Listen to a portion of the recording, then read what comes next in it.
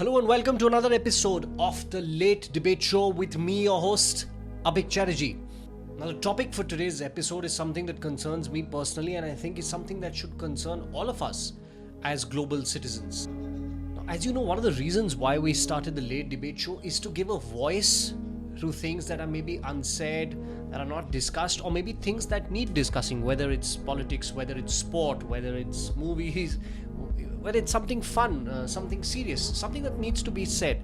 And eventually we want to give all of you a voice. Hopefully we can get some of our subscribers, some of our viewers in on the show so that we can have discussions like this. Quickly moving on to the agenda of today's debate. Is our mainstream media doing enough to highlight the atrocities in Sudan? Some of you might be aware of the ongoing crisis in Sudan, while a lot of you might not. If you do not already know what it is, well, I would like to believe for my part that it is one of the fallacies of the mainstream media over the past couple of months that has failed to highlight the extent of the horrors and of the destruction that is plaguing the African country at this point in time. Right now, Sudan is sliding towards a human rights violation abyss. Just to give you all some background into what this is exactly all about and the events that have led to what is an existential crisis for the country at this point in time, I'm going to take you through a few points that I have noted down in my handy black and yellow diary here. Now, everything started in December of 2018 with the Sudan uprising. There were demonstrations against the then President Omar al-Bashir, a well-known dictator who's also been charged with war crimes and genocide. The demonstration were against the rising cost of fuel and shortage of food in the country. Protests plagued the country and they thought they had momentarily achieved victory with their optimistic protests when Bashir was arrested in April and removed from power in a military coup by the Sudanese defense minister. Now, this uprising started optimistically with the nation's women at the helm. Several striking images showed just how powerful this uprising had become. Now, with the arrest of Bashir and with his removal, the defense minister of Sudan promised that a military council would take control to oversee a transition of power so that the power would be then handed back to the people.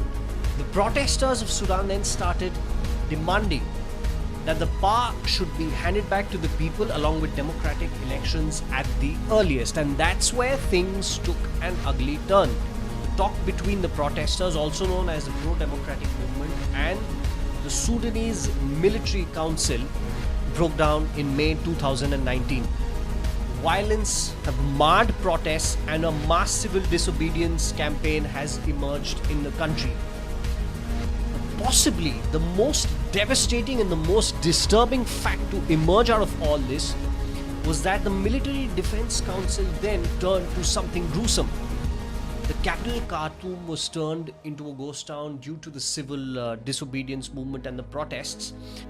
In different parts of the country, there were these peaceful protests that were happening with everybody involved in the pro-democratic movement. The soldiers and the paramilitary groups opened fire on one such peaceful site in Khartoum earlier this month, leaving at least 118 dead. Since then, there has been an internet blackout in the country with people not having access to the internet so that they can share the actual state of the country. It's a sort of a black hole, and a horrible black hole at that. The unofficial numbers regarding the death toll in the country and the people who have been arrested is extremely disturbing. 500 people have been supposedly killed, 723 injured, 650 people have been arrested, over 70 women and children have been raped, and 118 bodies have been dumped into the River Nile in what is turning out to be one of the worst genocide cases in the modern era. Which brings me to the point of our debate. Everyone must be aware of the incident in Notre Dame with the fire that broke out, an incident that was covered so broadly by the global media and highlighted so specifically. Almost everybody knew about what was happening, how it affected the people in France, and the extent of the damage. Everybody was very well aware of that.